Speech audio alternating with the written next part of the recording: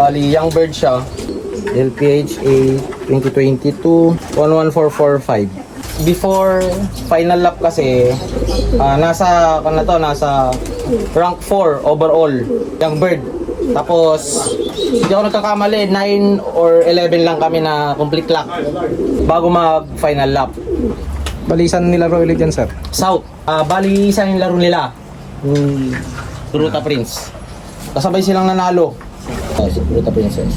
Yan yung ibon, no, mga kalapatids. Blue bar. 9th overall siya ng young bird. Pasok siya sa lahat ng category, of color lang hindi. Malaki-laki, maganda talaga yung napanalunan nun. Sa Matnog, sigurong hindi kapalaran. Hindi siya nakapag-clock. Walang live na nag-clock nung Matnog. Kaya yung superset namin, kami pa rin yung nakakuha. Ito live. Pero bumutas siya ng final lap. Kuruta Prince naman, siya yung talagang live. Clock sa lahat.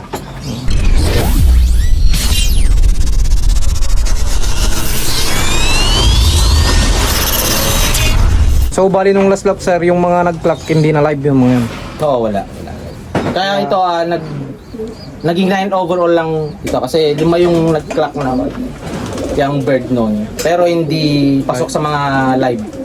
Kaya yung superset, sila pa din yung nanalo.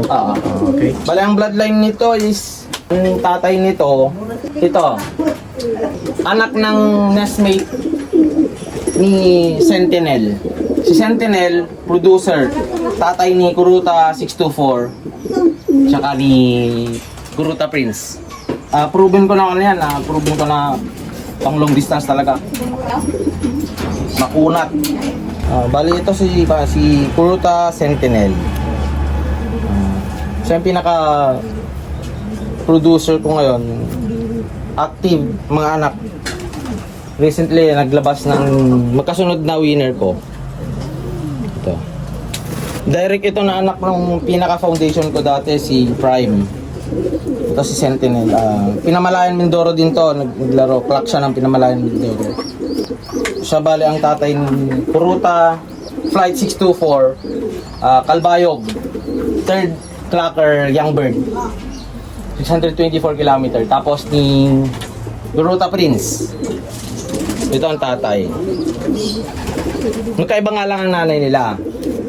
Yung mga winner ko na yan. Ito naman si Juan. Ito yung pinares ko kay Sentinel. Magulang ni Kuruta 624. Flight 624 ito. Yan, pure white, mga kalapatids. So, bali, anong line ng white na yan, sir? Bali, itlog kasi ito na binigay sa akin ng tropa. Pero ang bloodline kasi nito, ang nanay nito, ibon mismo ni Bro Kim Molina, si Super Whitey. Na nakakross dati noon sa ibon ni Parilio Laca, nagaling kay Barkley. At yun ang ibon naman kasi galing kay Normandy. Yun ang tatay nito. Ang nanay nito is si Super White ni Kim Molina. Molina Brothers Law. Producer yon si Super White nila. Kaya kahit itlog dati to na niregalo sa akin talaga ni Pare Leo Laca.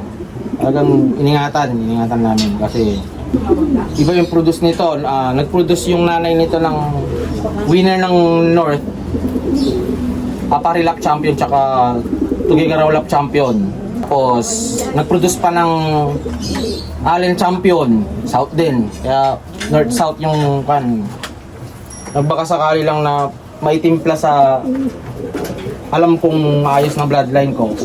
Yun, nag-produce naman. Tips sa mga bagong newbie, mga papasukin tong pigeon racing, sir. Kasi nauuso. Nauuso talaga. Huwag kang pumasok sa pigeon racing kung gusto mo lang, yung parang nauso lang. Kasi ang pag-iibon, lahat tayo siguro kayang kumita ng pera, pero yung oras, dito yung labanan natin. Hindi ka pwedeng magkamali palagi kasi mahirap. Karera yung sasalihan mo dito, competition. Tapos, papalayo ang karera, pahirap ng pahirap. Sa mga newbie na talagang desidido, manap kayo ng ibon, yung makukuhanan nyo ng ibon na talagang matibay yung lahi ng ibon. I mean, family siya. Tapos, tingnan nyo yung pinakaunang titignan kasi dito, yung history ng mga bloodline na hawak niya. tsaka kung paano siya nagpapanalo. Kasi mas malapit ka na sa katotohanan kapag nakakuha ka ng ganun. Tapos sigurado naman kasi matuturuan ka nun kung paano mo i-handle yung bloodline. Kung saan talaga mahusay yung bloodline na yun.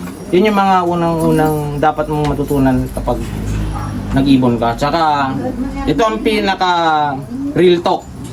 Kailangan mo ng pera sa pag-iibon.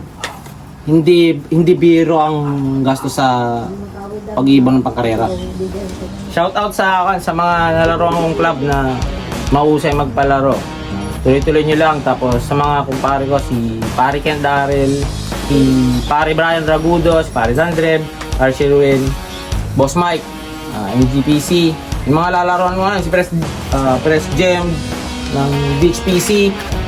Tapos si Master Pogi ng Pangasinan, Press Dex. Tsaka sa mga fansers na kasama natin. Sa inyo. Manalo sana kayong lahat. Isama nyo ako.